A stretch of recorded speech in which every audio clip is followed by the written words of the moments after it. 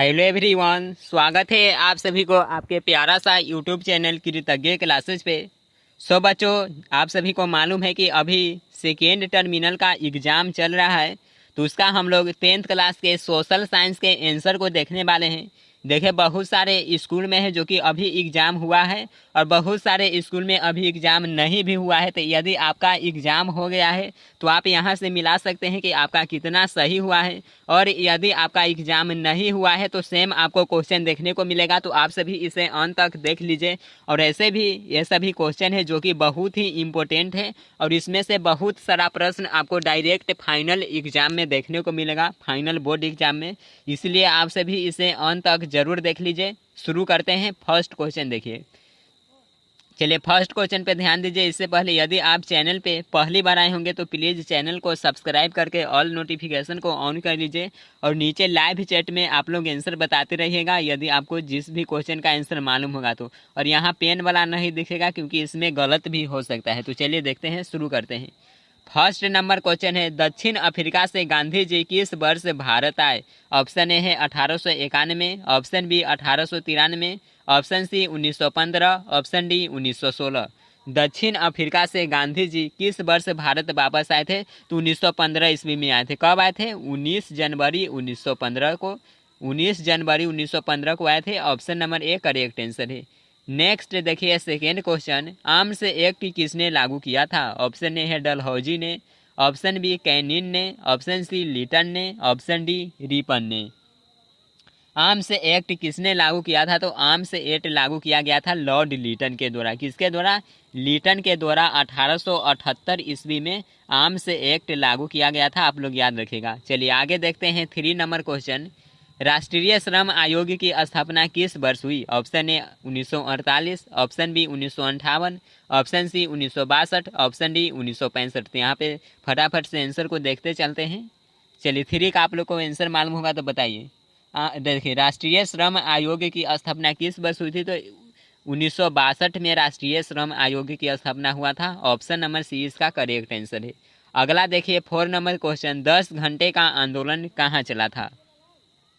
10 घंटे का आंदोलन कहाँ चला था? तो जर्मनी में चला था। अगला देखिए, 5 नंबर क्वेश्चन है, होची मिन्ह का शाब्दिक अर्थ क्या है? ऑप्शन ए क्रांतिकारी, ऑप्शन बी सुधारक, ऑप्शन सी है पथ प्रदर्शक, ऑप्शन डी है दार्शनिक। 5 का आंसर आपको मालूम है तो बताइए। तो होचिन मिन्ह का शाब्दिक अर्थ क्या है? तो होचिन मिन्ह का शाब्दिक अर्थ है पथ प्रदर्शक। क्या है दोस्तों? पथ प्रदर्शक। Option number C correct answer है। अगला क्वेश्चन देखते हैं, 6 नंबर। देखिए, संयुक्त वियतनाम का गठन किस वर्ष हुआ? ऑप्शन ए 1954 में, ऑप्शन बी 1968 में, ऑप्शन सी 1974 में, ऑप्शन डी 1975 में। संयुक्त वियतनाम का गठन किस वर्ष हुआ था? तो इसका गठन हुआ था 1975 ईस्वी में। ऑप्शन नंबर डी इसका करेक्ट आंसर है। अगला क्वेश्चन देखते हैं, 7 नंबर, चार्टिस्ट आंदोलन कहाँ हुआ था? चार्टिस्ट आंदोलन पूछा है। कहाँ हुआ था चार्टिस्ट आंदोलन? ब्रिटेन में, फ्रांस में, रूस में या जर्मनी में? चार्टिस्ट आंदोलन कहाँ पे हुआ था? तो चार्टिस्ट आंदोलन हुआ था ब्रिटेन में। याद रखिएगा, ऑप्शन नंबर ए इसका करेक्ट आंसर है। अगला क्वेश्चन देखते हैं, 8 नंबर, कार्ल मार्क्स का जन्म किस वर्ष हुआ था? Option A 1815, option B 1818, option C 1825, option D 1838। Karl Marx का जन्म बताइएगा। कार्ल मार्क्स का कब हुआ था? कार्ल मार्क्स का जन्म? तो कार्ल मार्क्स का जन्म होता है 5 मई 1818 ईस्वी को। याद रखिएगा आप लोग, 5 मई 1818 को कार्ल मार्क्स का जन्म हुआ था। ऑप्शन में देख लीजिए, यहाँ पे ऑप्शन नंबर 20 का करेक्ट आंसर है। अगला देखिए, 9 नंबर क्वेश्चन, जर्मनी के एकीकरण के लिए बिस्मार्क ने कितने युद्ध किए? जर्मनी के एकीकरण के लिए बिस्मार्क कितने युद्ध किए थे? तो 3 युद्ध किए थे। अगला है 10 नंबर क्वेश्चन, देखिए, वियना कांग्रेस में कौन राष्ट्र सम्मिलित नहीं था? वियना कांग्रेस में कौन राष्ट्र जो कि सम्मिलित नहीं था? ब्रिटेन, रूस, फ्रांस, जर्मनी। तो देखिए, वियना कांग्रेस में रूस सम्मिलित नहीं था। अगला क्वेश्चन देखिए, 11 नंबर, भारत में डीजल इंजन कहाँ बनते हैं? वाराणसी, कपूरथला, पेगाम्बूर या बेंगलुरु? भारत में डीजल इंजन की बात करें तो वाराणसी में है जो कि डीजल इंजन बनता है। ऑप्शन नंबर ए इसका करेक्ट आंसर है। अगला क्वेश्चन देखिए, 12 नंबर, सलेम किस राज्य में है? कर्नाटक, महाराष्ट्र, केरल या तमिलनाडु। तो सलेम है यह महाराष्ट्र में है। किस राज्य में है बच्चों? तो याद रखिएगा महाराष्ट्र में है और यह इम्पोर्टेंट भी क्वेश्चन है। Option number B right answer है। अगला क्वेश्चन है 13 नंबर, मूंगफली का सबसे बड़ा उत्पादक राज्य कौन है? मूंगफली का सबसे बड़ा उत्पादक राज्य कौन है? तो मूंगफली का सबसे बड़ा जो उत्पादक राज्य है वह है महाराष्ट्र। कौन है? महाराष्ट्र है। Option number B correct answer है। अगला 14 नंबर क्वेश्चन, महाराष्ट्र किस फसल की खेती के लिए प्रसिद्ध है?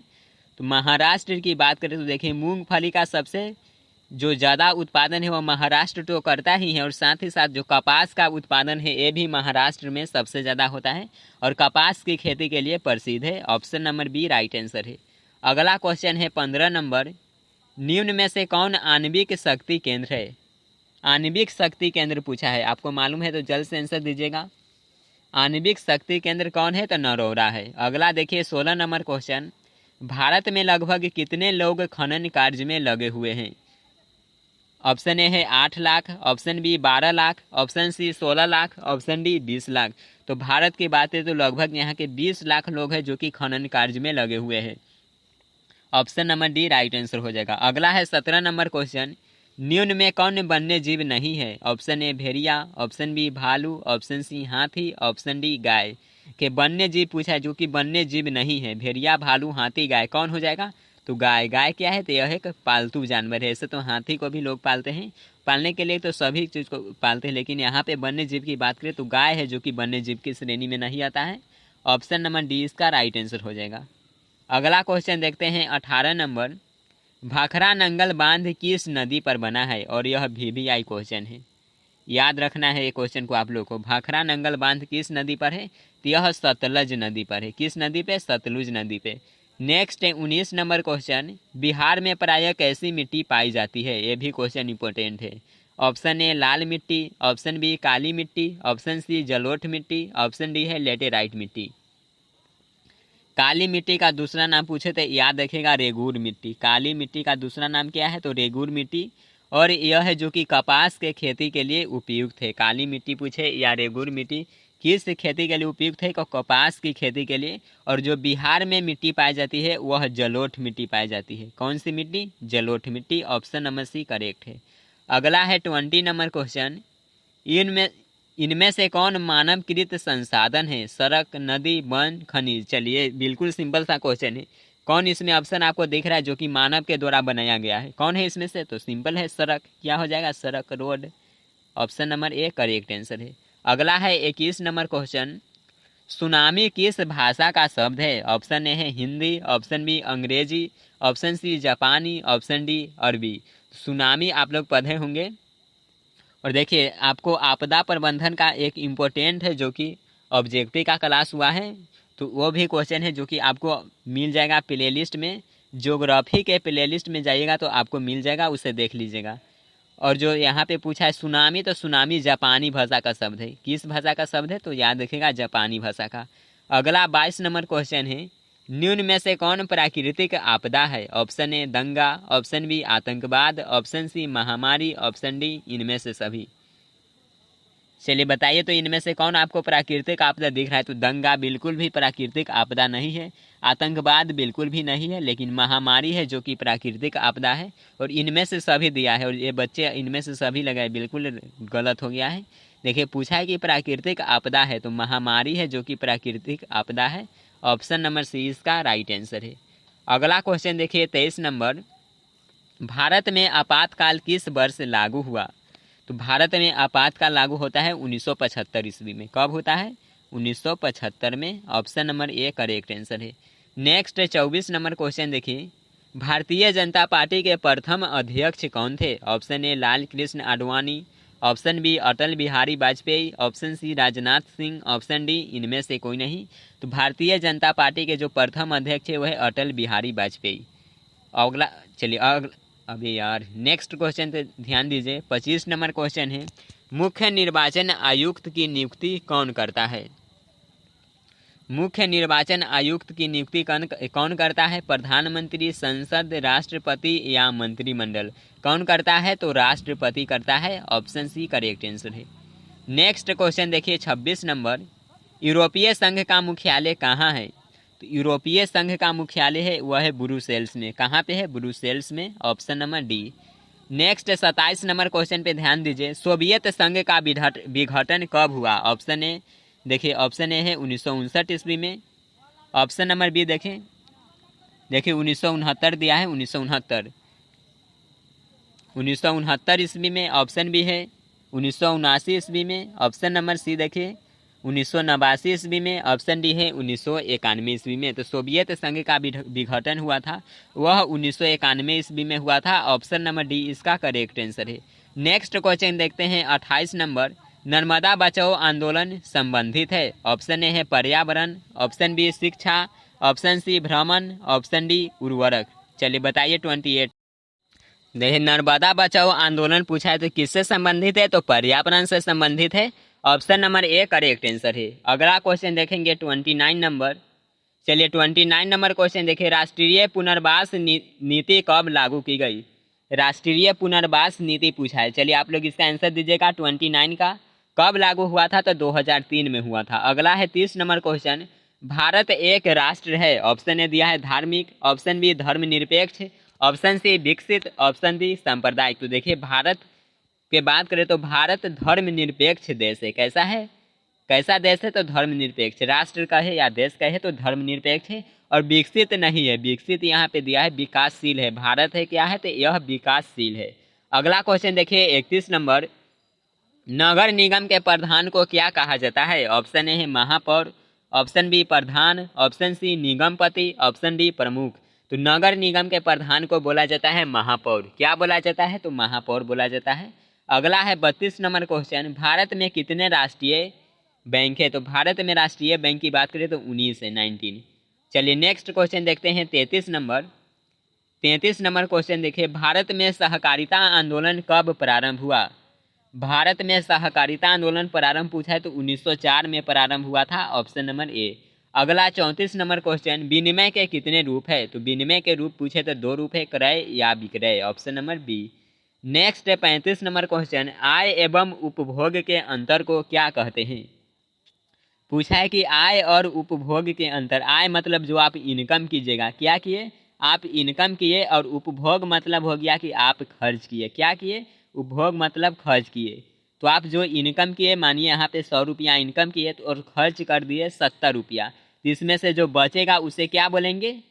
बचेगा इसमें से कई रुपया? तो 30 रुपया। तो इसे क्या बोलेंगे? तो बचत बोलेंगे। तो क्या हो जाएगा यहाँ पे आंसर? बचत। आय एवं उपभोग के अंतर को क्या कहते हैं? तो बचत। Option number A. Next 36 number question. Bharat में गरीबी रेखा से नीचे रहने वालों की संख्या है। भारत में गरीबी रेखा से नीचे यानी कि बीपीएल। क्या पूछ रहा है? BPL, below poverty line. तो लगभग 26.8% हो जाएगा। Option number A. Next 37 number question.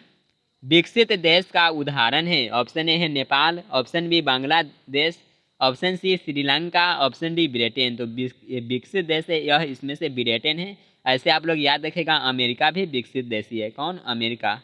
USA भी है जो कि विकसित देश के श्रेणी में ही आता है। अगला क्वेश्चन देखते हैं 38 नंबर। बिहार में सबसे कम जनसंख्या वाला जिला है। बिहार में सबसे कम जनसंख्या वाला जिला पूछा है। कौन है?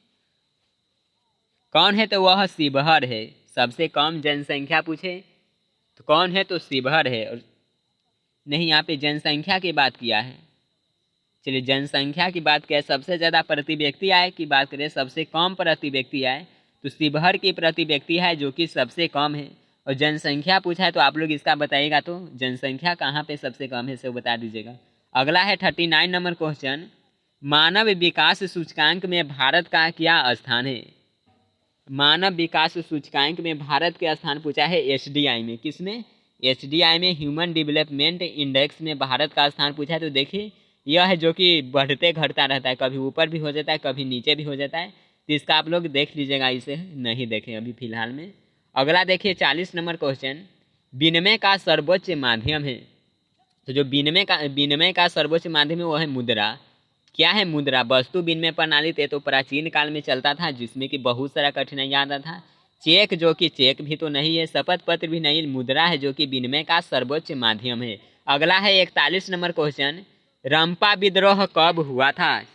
चलिए रंपा विद्रोह बताइए आप लोग, 41 का आंसर। रंपा विद्रोह कब हुआ? देखिए रंपा विद्रोह पूछा है तो रंपा विद्रोह कब हुआ है? तो 1916 में रंपा विद्रोह हुआ है। Option number A correct answer है। देखिए 41 नंबर क्वेश्चन का यहाँ पे ऑप्शन है बिल्कुल करेक्ट आंसर है। नेक्स्ट 42 नंबर क्वेश्चन, गोलमेज सम्मेलन कहाँ हुआ? गोलमेज सम्मेलन कहाँ हुआ था? तो गोलमेज सम्मेलन हुआ था न्यूयॉर्क। कहाँ पे? न्यूयॉर्क में हुआ था। Option number A. Next 43 number question देखिए, साम्यवादी शासन का पहला प्रयोग कहाँ हुआ? देखिए इसमें से तो आप लोग को 40 क्वेश्चन ही बनाना है और यहाँ पे 50 पूछा गया, लेकिन फाइनल एग्जाम में आप लोगों से 48 ही पूछा जाएगा, याद रखिएगा। चलिए बताइए साम्यवादी शासन का पहला प्रयोग कहाँ हुआ था? साम्यवादी शासन का पहला प्रयोग पूछा है तो रूस में हुआ था। कहाँ पे हुआ था? रूस में। नेक्स्ट 44 नंबर क्वेश्चन, भारत का मैनचेस्टर किसे कहा जाता है? तो भारत का मैनचेस्टर कहा जाता है अहमदाबाद को। Option number D. Next 45 number question देखिए, निम्न में कौन परिवहनीय संसाधन है? तो परिवहनीय संसाधन की बात करें, देखिए दिया है वन, नदी, पेट्रोल और कोयला। देखिए ऐसे पेट्रोल का यूज है जो कि परिवहन में किया जाता है, जैसे कि आप लोग को मालूम है कि गाड़ियों में जो कि पेट्रोल का यूज किया जाता है। लेकिन परिवहनीय संसाधन की बात किया है तो यहाँ पे नदी भी दिया है, तो कि नदी से भी है जो कि परिवहन का एक साधन है नदी भी, क्योंकि नदी में भी है, नदी से भी ट्रेवल होता है, वहाँ से भी शिप वगैरह चलता है।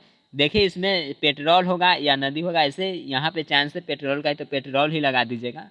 अगला क्वेश्चन देखिए 46 नंबर, राष्ट्रीय जल नीति भारत में कब लागू हुई? ऑप्शन ए है 2000, option B 2001, option B 2002, option number देखिए ऑप्शन सी है 2002, ऑप्शन डी 2003। राष्ट्रीय जल नीति, तो राष्ट्रीय जल नीति पूछे तो याद देखिएगा 2002 में लागू हुआ था। देखिए 2002 में लागू हुआ था या नहीं? 2002 में तो स्वीकार हुआ था, लेकिन लागू पूछा है तो ऑप्शन में भी नहीं दिया है। अगला क्वेश्चन पे ध्यान दीजिए, 47 नंबर है, पंचायती राज संस्थाओं के कितने स्तर है? तो भारत में जो पंचायती राज संस्था है वो क्या है? तो त्रिस्तरीय पंचायती राज संस्था है। कितने स्तर है? 3 स्तर। Option number D. नेक्स्ट है 48 नंबर क्वेश्चन, चिपको आंदोलन का प्रारंभ किस राज्य में हुआ था? तो उत्तराखंड में हुआ था चिपको आंदोलन का प्रारंभ। नेक्स्ट है 49 नंबर क्वेश्चन, नेपाल की मुद्रा क्या है? तो नेपाल की मुद्रा पूछे, भारत की पूछे या पाकिस्तान की पूछे, तो मुद्रा रुपया ही है। नेपाल का रुपया ही है।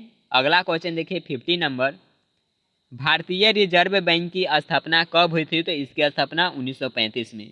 कब? 1 अप्रैल 1935 में हुआ था। Option number B correct answer है। तो यह था जो कि 50 ऑब्जेक्टिव क्वेश्चन। इसमें से आप कितना सही कर पाए हैं कमेंट करके ज़रूर बताइएगा। आप लोग कमेंट करके बताइए कि आप 50 में कितना सही कर पाए हैं। और वीडियो को लाइक नहीं किए होंगे तो लाइक कर दीजिए, और यदि चैनल पे पहली बार आए होंगे तो प्लीज़ सब्सक्राइब करके ऑल नोटिफिकेशन को ऑन कर दीजिए। रेगुलर क्लास यहाँ पे 2023 एग्ज़ाम के लिए चल रहा है, तो आप सभी ज्वाइन कीजिए। मिलते हैं नेक्स्ट वीडियो में। Bye everyone, take care.